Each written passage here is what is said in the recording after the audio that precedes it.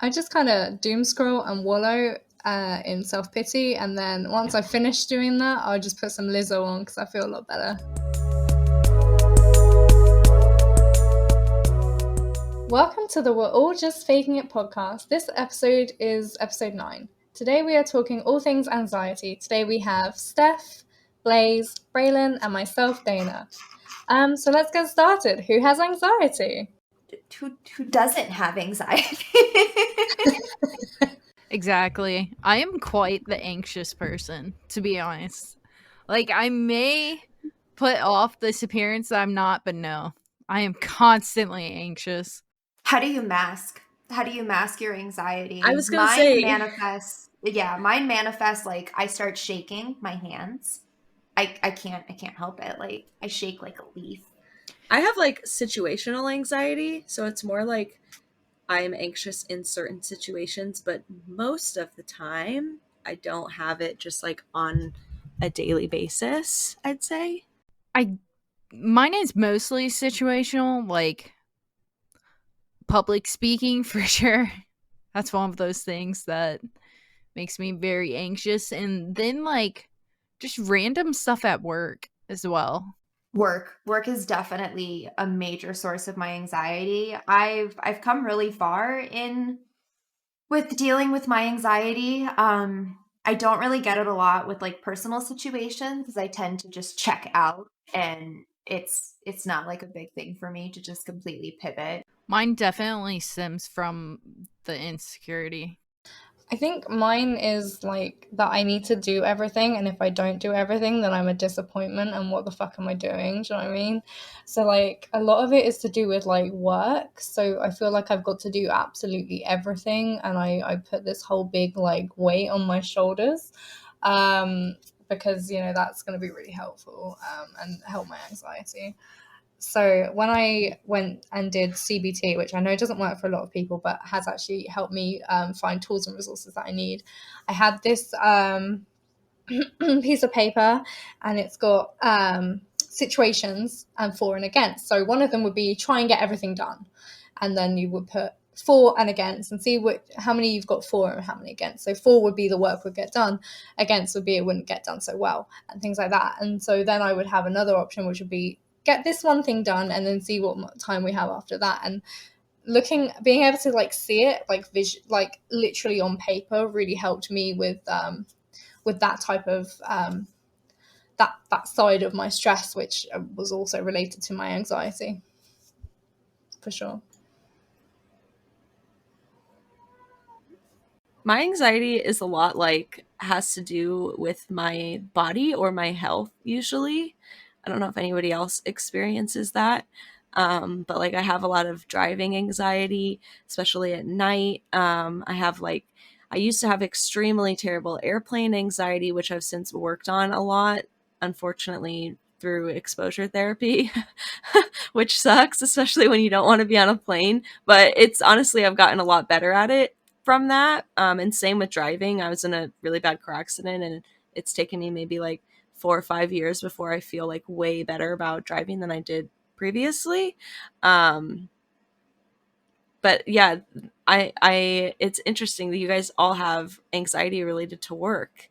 Because there's probably a lot of our listeners, I would imagine, that deal with that same thing. Anxiety surrounding work, whether it's like performance or social or just like, am I doing enough? Am I doing the right thing? Am I making the right decisions? Yeah, I mean, I definitely have driving anxiety as well, although that has gotten a lot better due to words of affirmation, hypnotherapy, just like constantly reminding myself that I can do this. I passed the test. I have a little card in my pocket that tells me I can do this. So those have all helped me with my my driving anxiety. When it comes to like friends and I guess like social anxiety, it's a lot of the time you are just having to talk yourself down. You know, like, oh my gosh, this person hasn't replied to me. Oh my gosh, they hate me. Or there's a shift in energy and blah, blah, blah. You have to just remind yourself like it's not about you. It's about the person. So the person may not be answering you because they're really busy today, or there may be a shift in energy, not because they hate you, but because actually they're not feeling so great today and they just exhausted. Yeah, And so we're so self-centered that we like think everyone is constantly like thinking about us, and like that everything that anybody does is because of us. And yeah, I agree, like letting that go and realizing you're not responsible for anyone's emotions or feelings at all can be like a huge weight off your shoulders in social situations. It is hard though, especially if it's like people close to you. You're like, why are they acting different today? Yeah, that's definitely hard. I think the main reason why work causes me anxiety is because I'm the youngest. So I'm surrounded by people who have been in the field for like 20 years. I think the next guy above me has been in the field for 10 years. I've been there for 2 years. That's a big gap. So it like I feel like there's all these things that I should know and I should be doing, but I don't know if that's necessarily true It's because I'm probably not not. used to it. Yeah. Yeah. Why do you feel like you should know it? Where did you Just- learn it? Where did you have the opportunity to learn it? I feel When like were probably you just exposed because to it? everyone around you knows it. So you're Everyone like, picks poop. up all these things so fast. Like me and the other guy that I've been training along, he picks up on things like so quickly. I'm like, how? Like, I'm just not there. I'm like, I don't know if it's something wrong with me or just the fact that he's been in the field for much longer. That probably is that. Yeah. I don't think Yeah. there's anything I wrong think with so. you. If there was Yeah. something wrong with you, you wouldn't have the job. Yeah. You gotta remind yourself of that. They did hire you for a reason. Exactly. And in 10 years, you'll have the opportunity, if you stay in the same field, to nurture or mentor or help somebody else feel less like you feel now. I think it'll come even sooner than that because my team is looking to add a bunch more people around my range. Oh, fun. So, yeah. You guys can all be in it together. It's always better when you have Exactly. like a buddy, right? In Yeah. any situation. Yeah. Even with the new guy, he like having him has taught me a lot. How do you guys handle, do any of you deal with your partner having anxiety? Not forthcomingly, no. Yeah, I'm definitely the anxious one in my relationship. Same. he's so calm and collected and just Zen? He's got that zen. he doesn't worry about shit like that. Like he's very into politics, so he stresses about that, but everything else just like pales in comparison, to those giant world problems. So like, what is he worried about? Probably like, the state of the world, but not I guess himself, you mean, like, apparently. On a more ground level. I think usually when Reagan's worried about something, I try to offset it. Like if he tells me about something, I'm kind of like, it'll be fine and stuff like that. That's kind of what my husband does with me too. Like I'll come to him and I'm like, I'm really stressed about this, and he'll like kind of not just like tell me it's going to be fine, but he'll be like, look, like he'll rationalize it with me. Like he'll be like, if I'm like, say like I'm stressed about money or something, he's like, well, here's like our plan, and like he's like will remind me of things I forgot about and kind of point out maybe a different perspective to me, and then I'm like, oh, okay, and I realized that I was just like worrying for nothing. I absolutely hate worrying and like that kind of anxiety because it's really not helpful. It kind of puts you through the situation twice if you worry about it before you even know if that situation's going to happen. Like worrying about a what if is just the worst.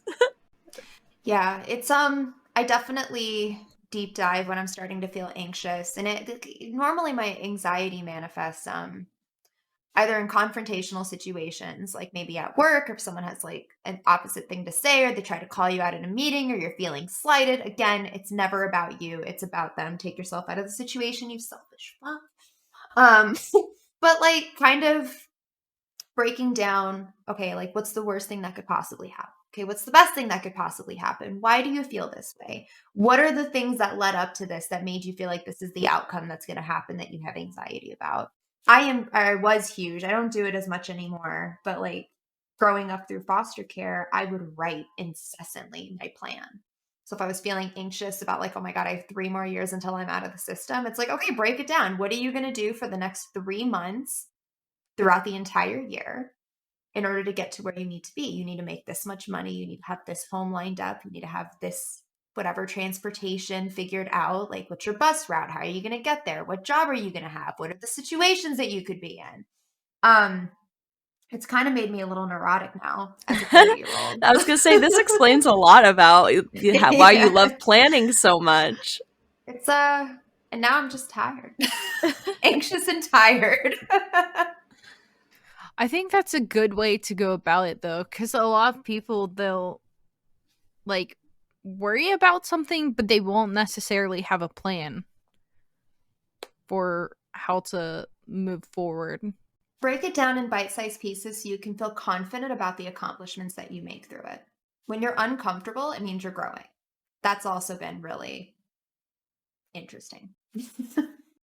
What else do you guys do to cope with anxiety? Aromatherapy. That's I'm actually big on something terpenes. I used on for my airplane anxiety. I would put essential oils on like a plushie. And pro tip, if you have plane anxiety, get yourself a stuffed animal and bring that mofo on the plane with you, because it is very comforting.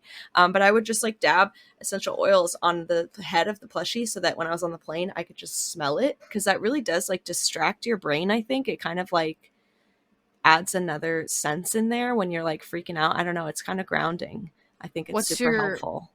What's your essential oil of choice? Oh, I really like the like blends that some people make where they'll have like a calm blend or something like that. Or I'll just do like spearmint or peppermint, because that also helps with nausea. So it's like a double whammy if you get like, I don't know about you, but when I get anxious, like my tummy gets all funny, especially like before a plane. And sometimes like I might even throw up or anything like that. So having the peppermint is just like it's like a double helper. Yeah, I use the peppermint one as well. I find it really helpful. Same. I use peppermint as well. Got a diffuser thing sitting behind me. Oh, those are so nice. I love I got those. a lavender pack. I think it was from you, Braylon. Oh yeah, I And love the yes, lavender. I kept that thing in my car. I have horrible driving anxiety in Arizona. It's scary out here. I was anxious driving before just because driving, but like out here, dude. I will drive in the city of Chicago. But no. Arizona's the worst. Yeah, it is super scary place to drive.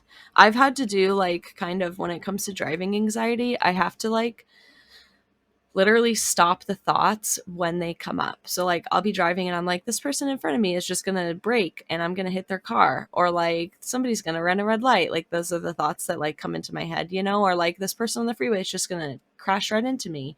But I literally have to, like, the second that thought comes up, I say something similar to this. I'll be like, I know you're worried about that right now, but that's a very unrealistic situation and it doesn't need our attention.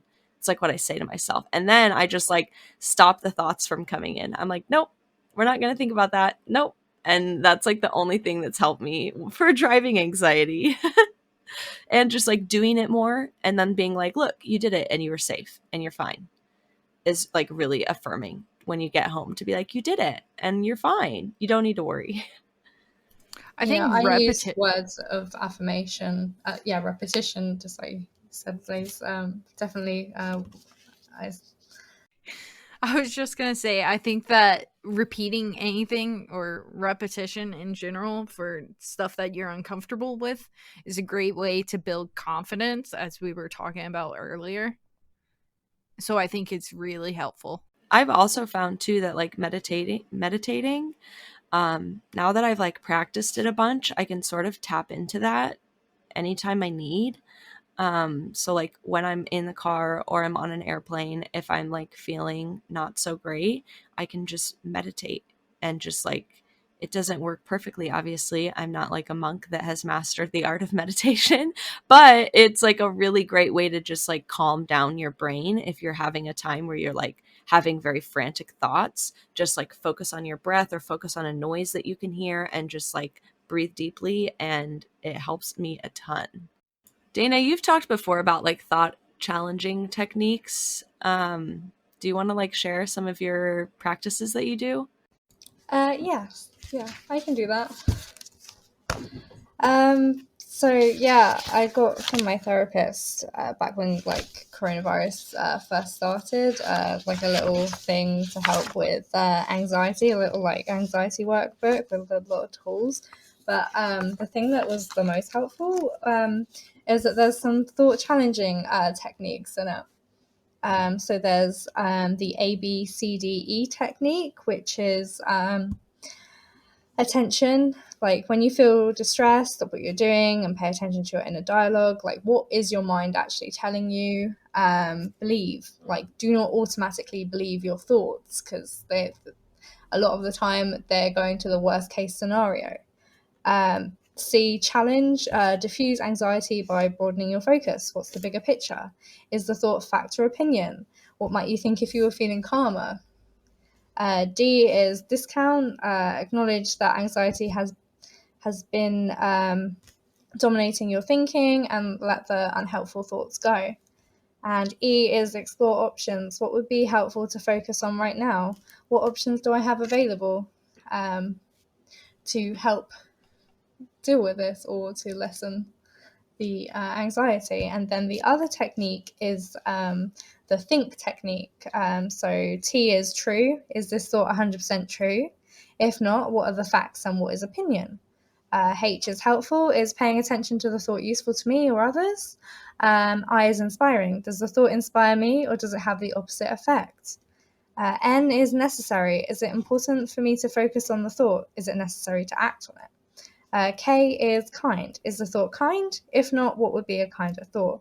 So both those techniques, sometimes you'll need one and sometimes you'll need the other. It depends. I use them a lot when I'm writing down, like if I'm journaling, a lot of the time if I journal, it's like when I'm really annoyed about something. So then I find it helps me take a step back and be able to think these different thought challenging techniques that I may not be able to do when I'm just in my head. Because I find sometimes you need to get it out on paper just to get it out of your head and then get a better perspective on it. I often feel like I love that. I love the think one, especially. That's so great. I often feel like most of our thoughts are subconscious, right? They just come in and we don't really have control over them. And it's not really like us who decided to think that necessarily. It's just like a boop thought pops in your head, right? And we don't have a lot of control over it. I often think of that as like my monkey brain. And that part of my brain like does not have my best interests in mind. It's just like looking at everything and shooting information to me, and it's not always correct information, and it's not always information I need or want. So I found it helpful to like separate that part of my brain from me, that when I do get those thoughts, that it's just like rattling off thoughts in my brain and none of them are helpful or good. I can like kind of tell it to shut up, because I'm like, that's just my monkey brain and you don't know what you're talking about and you're not helpful to me at all. So that's kind of how I deal with that. I like think of it as like, it's just your monkey brain and it's just going to rattle off stupid thoughts to you. You don't have to pay attention to them though. It's so funny to me that you talk about monkey mind as well, because when I was with my driving instructor and stressing about driving and had general driving anxiety, my my driving instructor, who was pretty much like my therapist at the time, bless him, was like, that's your monkey mind. Like, you're not getting what you want. Like, you're not, like, you may make a mistake or something and then your ego is not getting what it wants, it gets upset. Give you that chattering monkey in your head something to do. Remember your maneuvers or count some cars as you're like going across. Just give it something to focus on so that it can't be like chattering in your head just negative things. That I didn't realize you could do that. Mine just chatters incessantly. That's like meditation. I like shut that voice up. And sometimes I only do it for like 30 seconds at a time, you know, and then it pops back in and then I'm like, what? Center back, recenter. But it's the practice that helps you. Yeah. It's like, it's like, on that. It's like working out for your brain. Honestly, you're just like training your brain to like shut up on command is how I think of meditation, which is pretty crazy. I get in a lot of situations where my brain just runs and I'm like, blah, blah, blah, blah, blah, blah. Especially if I'm like in a car trip or something. Oh my gosh, my brain just goes crazy. So now I'm just like, whoa, pull it back. Zen moment. Let's take a moment here. Just breathe. Focus on your breath. Usually when my brain goes crazy like that, I just try to distract myself with other things. I would say like breathing exercises as well, like belly breathing, breathing in for 4, hold for 4, breathe out for 4 is really helpful as well. You can also do it with affirmations. So when I was before my test, when I was getting really like driving test anxiety, I was in the morning and before I went to bed, and the lead up I was repeating my words of affirmation to myself. I was doing the belly breathing or box breathing, however you want to call it, and then repeating my affirmation again and doing the breathing and just kind of trying to feel that those words were kind of sinking in with every breath that I was kind of doing. But just in general, breathing like exercises can be really helpful for anxiety when you just need to kind of stop a minute when your brain is going about 1,000 miles a minute and you just cannot think for like any second at all. Just taking a minute and just focusing on your breathing can sometimes just help you like refocus on what you're trying to do. I think they have some Affirmations. pretty cool apps Yeah, out they there for do. deep They breathing. do. Affirmations are so helpful. I'll just share like a quick story. My mom is a CEO and she does like CEO mentorship groups for like high level CEOs. So she's mentoring like very important people that run big businesses, and it's a nerve-wracking thing. And she was a CEO for like 15 years, so it's not like she's inexperienced, but she shared with me that before phone calls, like she gets anxiety about it sometimes. So she has 3 I am statements that she keeps on a sticky note on her computer, and she reads them before a call. And it might be like, I am confident in my abilities, like I am kind to others, and like I know what I'm talking about. I don't know. I don't remember exactly what her 3 were, but stuff like that like can be so helpful just as a reminder if you need to keep it somewhere for when you are like having a stressful situation or something that can just kind of bring you back to earth and ground you a little bit. I think like the way that we talk to ourselves and how we speak to ourselves can be super helpful. Do any of you keep affirmations around a lot? Oh yes, I have an app called I Am, and it annoys you like every 3 days to pay for it, but you don't have to, and it sends you push notifications for types of affirmations that you want to receive. And then to further solidify it, when I see ones that I like or resonate with me, I will repost them in my Discord. And I definitely encourage anyone like just typing it out, or at the very least copy pasting it, reading it out loud. Like I won't clear the notification for a few hours, so every time I look at my phone, like I see that affirmation, I repeat it to myself. It's definitely made a change, a subtle change. Still working on speaking kinder to myself, so I've gone in and turned off some categories and turned on others. It's just I like them. It's just be nice to yourself. I often think of it like you have to be your own cheerleader. Nobody else is going to be a cheerleader for you. Like some people you might have grown up with parents that were like great and supportive and really encouraged you, or you might have a partner that's really supportive and encouraging, but at the end of the day when you're laying there alone, it's just you and your thoughts. You have to learn to be the person that gives you pep talks when you need it and supports you, and all that stuff. It's a journey though. It takes a long time to get there. We're always a work in progress. Yes. I Most find, everybody has anxiety. Yeah. I find that instead of like words of affirmation at the moment, I think I will get there. But I've just decided to take on TikToks, that viral sounds, like that one that's like, we're gonna have a good day. So I just like repeat that to myself sometimes when it's like things aren't going so well, because it's a nice upbeat song and it makes me feel happy. And that one that's I Am Woman, I like that one a lot as well, because it's just a Yeah. nice, it's an affirmation, but it's also a song, and I like it because Yeah. it gets stuck in your head, so that even when you haven't like you finished actually focusing on it, sometimes it can just get stuck in your head, and it's nice to have those affirmations going around during the day, and you're like, oh, feeling happy, I'm feeling good. There's The a day's my own. There's a woman on TikTok who made a playlist called I'm Thriving, and I'll share it in the Discord because it's all like super high vibrational music that's all like that. That's just like speaking good about yourself. Like it's all first person. So then when you're like singing the song out loud, you're saying the words as if you're like saying them to yourself, right? So it's like Love really, that. really helpful. And like it's just so good if you put it on and you can just like sing along, and it just like makes you feel really, really good about yourself. I find I that love when I the do like have music and singing disguised as affirmations. Like, yes, you will love yourself. You will be having a good day. exactly. I find that a lot of times when I do have anxiety, one of my main fallbacks is music because I did for so long. So I definitely want to hear that playlist. Yeah, I think too, especially if you are neurodivergent, those little earworms, get stuck in our heads so much more easier.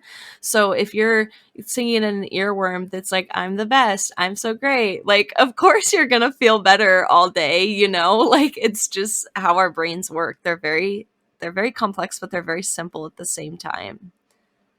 I've started working out to music that's like that, like the I Am Woman one. That one you sent me the other day about apologizing too much. And it just makes me feel more powerful as well in myself. It's just really nice to just like play every so often to remind yourself that you are a badass and you are amazing. Love that. Aw. I also feel like songs can be great for like manifestation.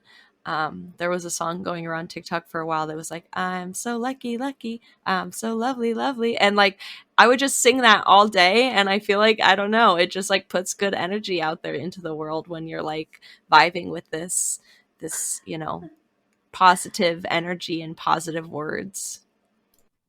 I'm a firm believer in when you listen to music that is upbeat and happy, you're gonna be more happy. And when you listen to something that's kind of down, it's probably gonna make you feel a little bit down. So I tweeted out the other day, I was like, don't listen to your depression music when you're not depressed, because I don't know about you guys, but I have depression music. Like there are certain songs I listen to when I'm feeling really bad. And it's not that they're like sad songs, but they're just like maybe more mellow and they're not as, and so yeah, music has such an effect on me that I have to be really careful about the type of music I'm listening to energetically. I just kind of doom scroll and wallow in self-pity, and then once I finish doing that, I'll just put some Lizzo on because I feel a lot better. Because it's nice, upbeat, nice music. So Lizzo's perfect for that. I go back to my tried and trues. I'm back on my Chevelle binge.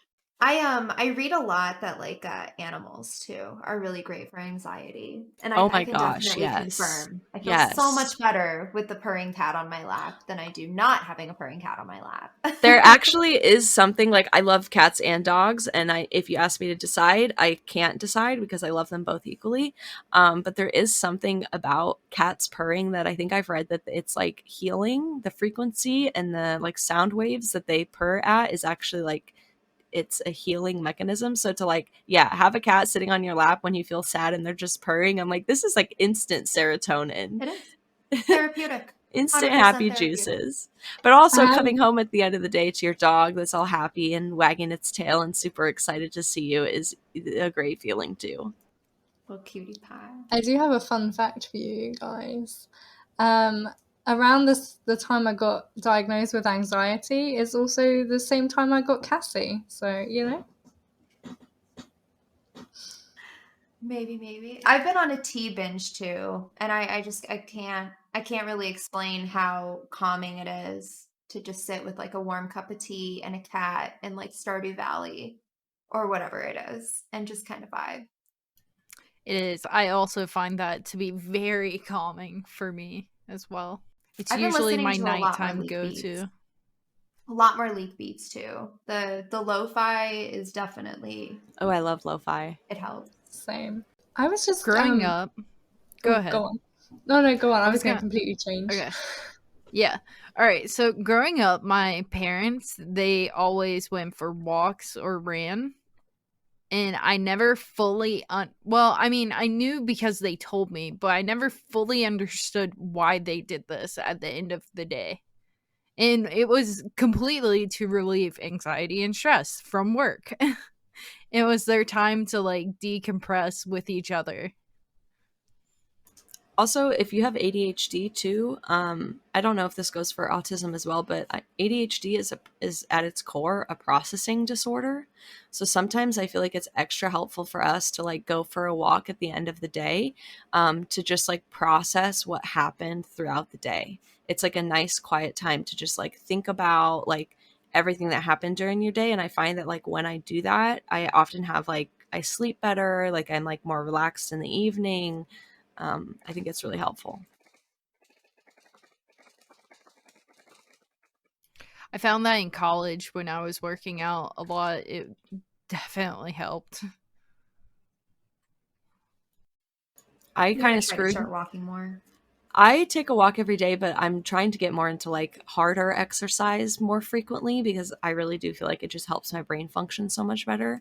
But I got myself into a pickle because for the longest time, my reason for exercising was because it helped my mental health so much. Like that was my core reason why I exercise. Like if I started to feel depressed, I would work out and I'd feel better. If I had anxiety, I'd work out, I'd feel better. But then I started journaling and doing meditation, which helps my mental health so much that I'm like, well, my mental health is really good now. So I have to find another reason to exercise because I like totally stopped doing it because I was like, oh, these things are helping my mental health just as much. And they're way less strenuous than exercise. I've been trying to like change my perspective, and it's I absolutely fucking hate weighing myself on a scale. I hate it. I Don't do don't it. care how much I weigh. Don't do it. So I don't. I Yeah. don't. So it's like I have to get it out of my head that I'm not working out to like be thinner, to lose weight, to look better. I need to, like I'm trying to change my perspective on working out to like it is pathetic that you literally can't lift yourself with your own legs. You need to go for strength. It doesn't your body's going to look like what your body looks like. I just need to be able to lift myself. Going for strength is a good goal with working out. Like just saying I want to be stronger, like that's a fantastic goal. Also, I need to like, be able to lift a table into my car. Like Yeah. that should be a bare minimum requirement of my job. and while you're young, it's if you get into these habits now, it'll be a way more beneficial for you in the future. Because like my mom, she's an exercise physiologist. Most of her patients, she works with a lot of old people. Her goal with them is just to do everyday normal activities. So if you start doing this stuff now, you'll be way better off then. I know. I wish I started 10 years ago, but 30 it is. Hey, there's no time like the present. Yeah, don't kick yourself for not starting sooner. Just start now. Yeah, just do it. I need to do it. I'm definitely going to do a walk today. I'm going to try to get one in every day. It helps when you live somewhere where the weather is beautiful. Yeah, it's cold here. I don't want to go outside. Yeah, I feel so bad too for like Dana being like cold and rainy all the time and you're just like can't go outside. Don't feel sorry for me. I've got the Ring Fit now. I'm like a pro. Oh, you have a Ring Fit now? Dude, I will do that with you. I have not I've had a touched Ring mine Fit for in a like while. a year. I've just been lazy. Yeah, I haven't touched mine either. I would be down to do Ring Fit workouts. Let's do it. Let's go. I'll fucking co-stream it. I'll do it.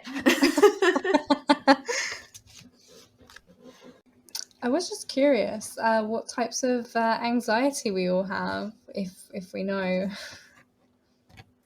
I have been formally diagnosed with PTSD. Mine is mostly social or situational, I would say. I would say mine is like 99% like health anxiety for me. Well, my doctor diagnosed me with anxiety, but he just said like severe anxiety. He never told me like what type. So I'm going to assume like generalized anxiety because he didn't say. He was like, "You've got severe anxiety." I was like, "Oh, okay, thank you, Cool. cool." Fun. I'll just leave. Do any of you take medicine for anxiety? No, I do not. I don't. I used don't. to, and it kind of just, I didn't feel anything ever, which was very weird. It like numbed you I totally. it completely, like, I'd be in situations where something would completely fall apart, and I'm like, huh, all right. And I'm like, this is weird. Like, this, I should be panicking right now. And like, even my boss noticed it. He's like, why aren't you freaking out? Like, we should be freaking out. This is a freak out situation. I was like, Can't. don't wanna. Wow. It just, so I got off of all of that, and then cannabis definitely helps with a good chunk of that. But Oh yeah, we're, totally.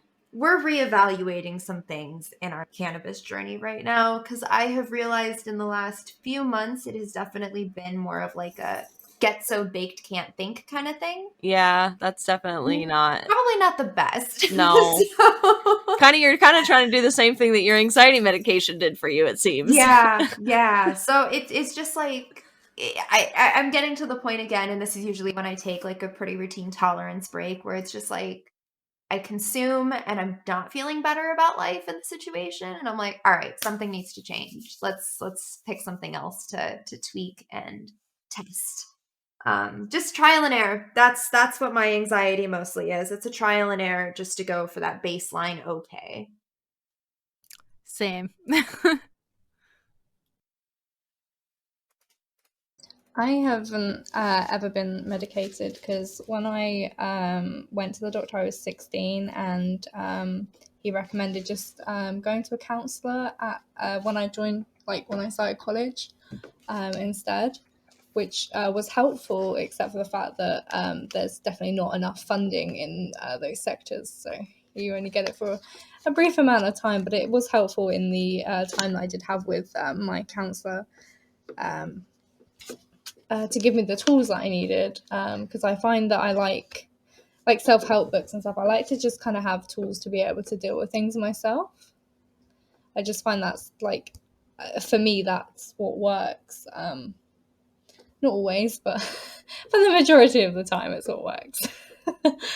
So yeah, I do find therapy in general really helpful. CBT for me is really helpful, but I know it hasn't always worked for other people, and that's fine. It's always about what works for you is the most important thing.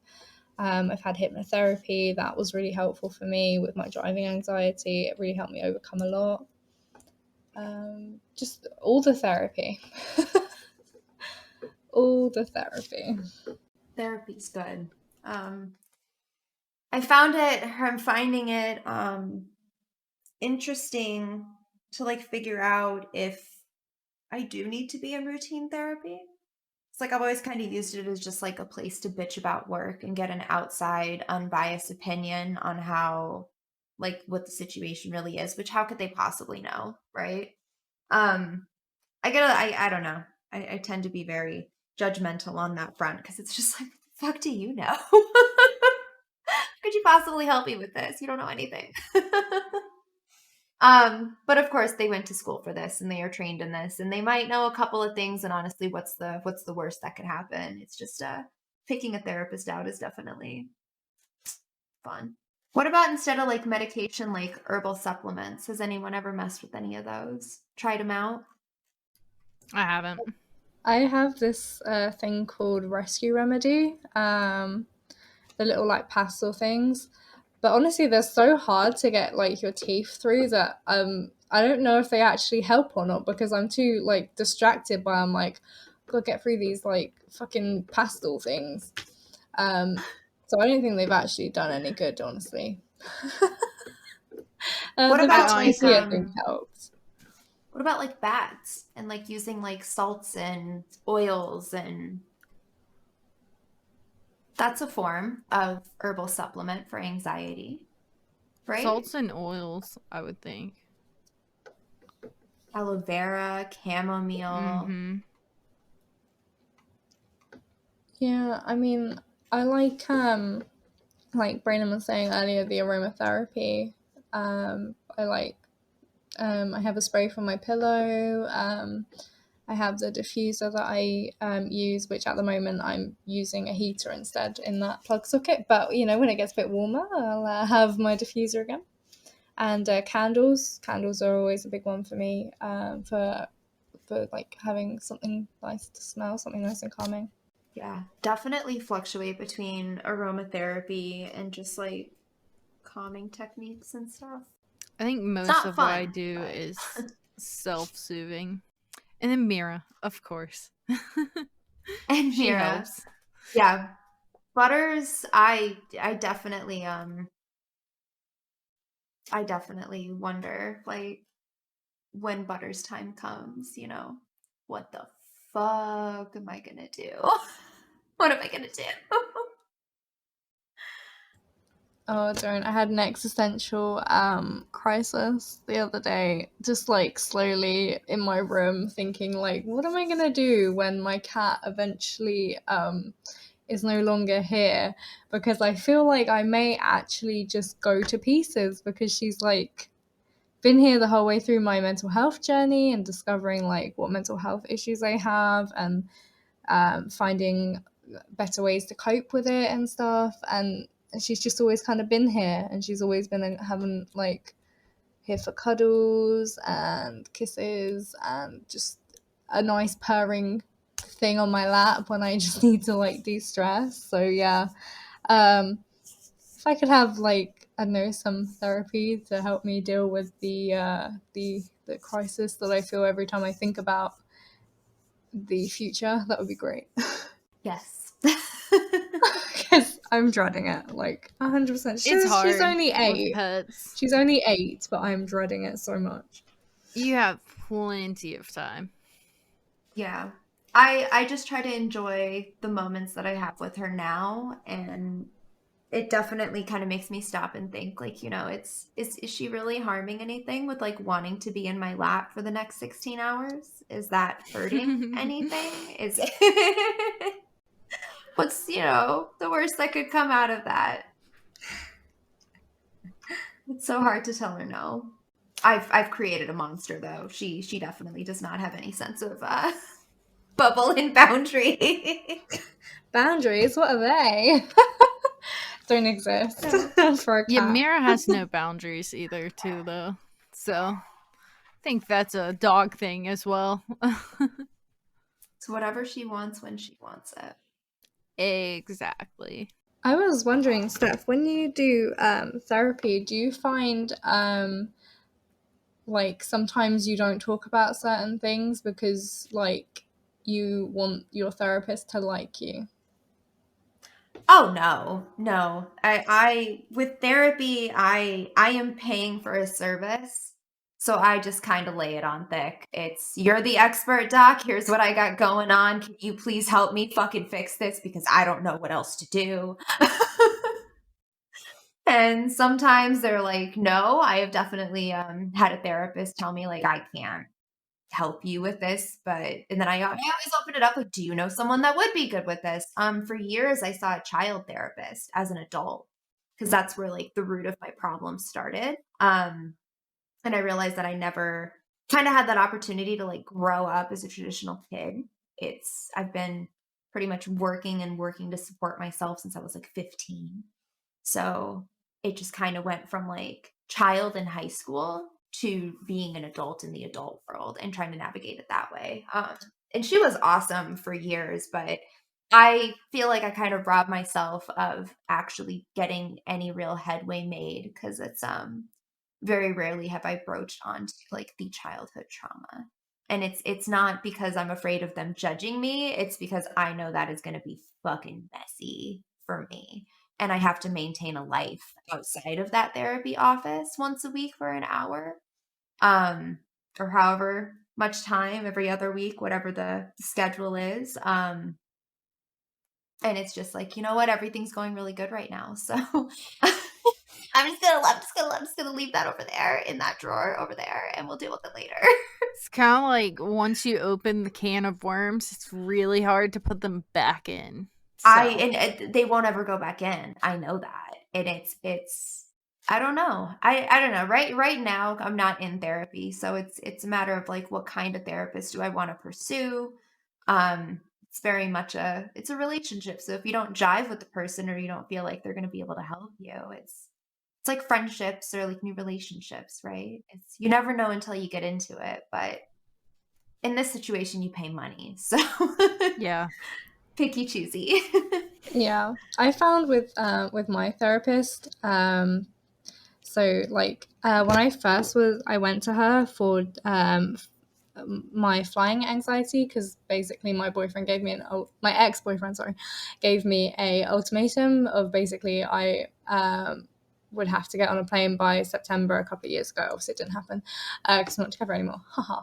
But when I spoke to her about everything, which I found it really interesting, she gave me two notebooks. She let me pick the colours and she said, right, one is for good, one is for bad.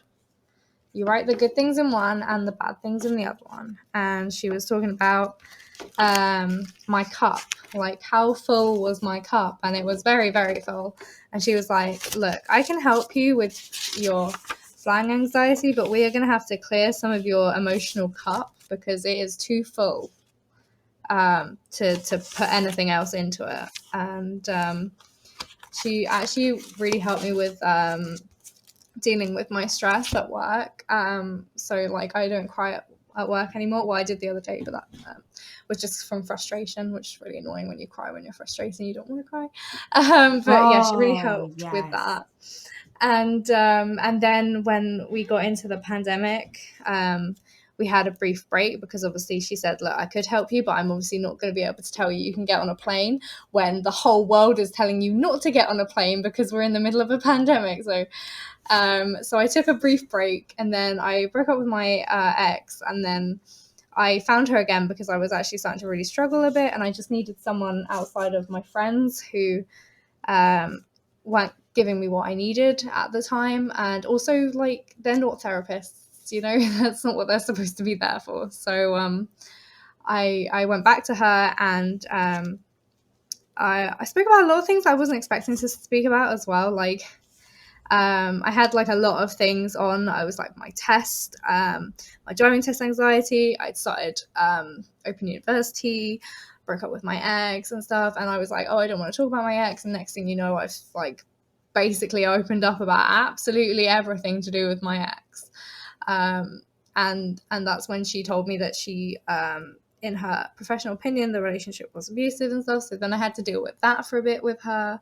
Obviously she helped me with the hypnotherapy for my driving anxiety, but a lot of the stuff, it was like she was telling me to do things and I was doing them, but then like the next session she'd be like, so I'd like say something that I'd like done in my journal, but then like I'd have done the thing called the ABCDE technique. So then she was kind of like, I don't think you really need me anymore. And I was like, but like I have more things. I just do them in order of what is the most awful thing at the time. Like I have more things. So I ended up not continuing therapy for a bit. So now I'm not in therapy at the moment because she said that I didn't need it anymore. But I think some more things have come up that I probably do need therapy for again. But sometimes it's like that. You won't need therapy for a bit and then something will happen and you need to go back in. And it's all like, it's not a straight line. It can all just be like ups and downs, and you can go at the pace that you need to go at. For me, in my therapy journey, I've had a lot of breaks. But it's all about recognizing when you need the help again and when you can go back. And if you don't vibe with your therapist, finding a new one that you can vibe with that is better for what you need as well. I've actually never been to therapy, surprisingly enough. Yeah. Same. I haven't. I've had a really good psychiatrist at one point in my life when I was medicated, like for ADHD. When I was younger, I used to just go to my general practitioner. And then when I got into high school, I was like, this guy is such a dick and he does not care about me. And he doesn't this is supposed to be like helping me find good medication. And every time I'd go in for a refill, he was just like, here's your medication later. So I got a psychiatrist to prescribe me my meds instead. And she was awesome because most psychiatrists are not there to offer therapy. Like they are just there to figure out a solution for medication for you that like works. But she was awesome and definitely acted a little bit like a therapist and was really helpful for me, I think. But most of my work that I've done, I've just done myself. Like I'm a very like self learner when it comes to this kind of stuff and like self growth. Also, it helps that my whole family is very much like personal development and like self growth and how can you challenge yourself. So we kind of all like when we hang out, we have like therapeutic talks in a sense. But yeah, I've never been to therapy. There's been times in my life where I've wanted to go and I like couldn't afford it at the time, and then things got better, and so I'm sure I will go at some point in my life. I just haven't yet. I think what surprises me the most that you haven't been to therapy is that you have got this personal growth that you've obviously gone through, and that you have been so helpful to me in my healing journey and my personal growth. So I think like, wow, she's obviously, but obviously not. But she's like gone to therapy and heard these things. But it's amazing that through your family and your own personal journey in general that you've managed to find these skills and the things that you need to work through things. I've also been somebody who like somebody can tell me something and I can just like understand it and put it into action, if that makes sense. Like I'm constantly watching like even from media, like movies, I learn lessons from movies all the time if there's like a deeper meaning. And I don't know what that is about me, but like if somebody gives me a helpful tip, like I take it to heart and I'm like, oh, I can like actually utilize that. So I don't know if that's just like a personality trait. I am 100% like that. I learn way more by what other people do than I do anything else. Yeah. And my family has always been really open as well. And we have a lot of those types of talks. So I've also never been in therapy. Yeah, like I'll read something on a TikTok and I'm like, oh, it just like light bulb clicks and I'm like, cool, just like another addition to my helpful list of tools. I don't know. It's so Yeah. weird. Or like even like a movie, you watch a movie and you're like, whoa, like that situation, like that makes so much sense. I could learn from that. Like, I don't know. I just take advice really well, I guess. I think also being able to empathize really well helps a lot. I can put myself in anybody else's shoes. Admittedly, not my strong suit. That's fine. I feel like for me, I needed the therapy to get myself to a place where I am now receptive to things like therapy on TikTok, like when they give you tools and stuff. Like I'm a lot more receptive to that stuff, even when you guys are giving me tips and tools and stuff. I'm a lot more receptive to that now, and I feel like some people may benefit from like therapy sometimes to get them to that point where they can do it by themselves. Do you know what it is almost? I know. Oh, what? I feel like it's like if you have a fixed mindset versus a growth mindset. And I think that me and Blaze both have growth mindsets, and maybe we grew up that way because that was like how our families were. So we kind of had like a leg up in that sense. But if you have a fixed mindset, going to therapy, I think is an excellent way to get to a growth mindset. Like, I think that's kind of what happened to you, Dana. You were like set in this fixed way, and now you're like, the door has been opened, you know, to all of these other ways. And you don't look at your failures as like a detriment to like who you are as a person. You're like willing to learn and grow, and like I think that's the key difference. But I do think therapy can 100% help you make that transition, because I think that's a really hard thing to do on your own. If you have a fixed mindset, to get to a growth mindset perspective, I think most people need a little assistance in getting there. I agree, because like for me in my family, like if we get annoyed at each other or we say something, like the next day it's just kind of like forgotten about and we just carry on as normal. It's never like spoken about, or you never like go back to that. You just kind of move on. And like my granny is always somebody who like says like she's got a public face and a private face. Like she won't cry in public and she'll keep her emotions to herself until she's in private. For me, I feel like a private place is like when you're at home. Even if you're with family, like you should be allowed to cry or feel your emotions. But like I think to her that means like literally alone, no one near her, no one can penetrate through to her emotions, which I think I know my mum said when she was younger she didn't get hugged as much as she wished she could have, and I know that she finds it hard to express any kind of opinion herself. Like, I get so frustrated with her sometimes. I'm like, you must have a favorite food. She's like, no, I don't. And I'm like, but mum, I have like 3 favorite foods. Like, what's your favorite food? You don't have one? Like, why? And she's like, because my opinion never mattered. And I'm like, so I'm just trying to help, like, bring my mom into like more of a growth mindset. Like, we can like things if we want to like things. You can have a favorite something if you want, like, but also, like, if she does something that annoys me or vice versa, like, I'm now saying, like, we're gonna talk about this now. Like, I found this really hurtful, and she'll say, I'm really sorry, I was just tired, I didn't mean to snap at you, and I feel better, she feels better at the end of it. There's no So nice. animosity, Yeah. there's no like, oh, I can't believe she did that. Like, it's just like, I'm trying to heal myself and reparent myself, and I'm just trying to help bring her along on that journey, really.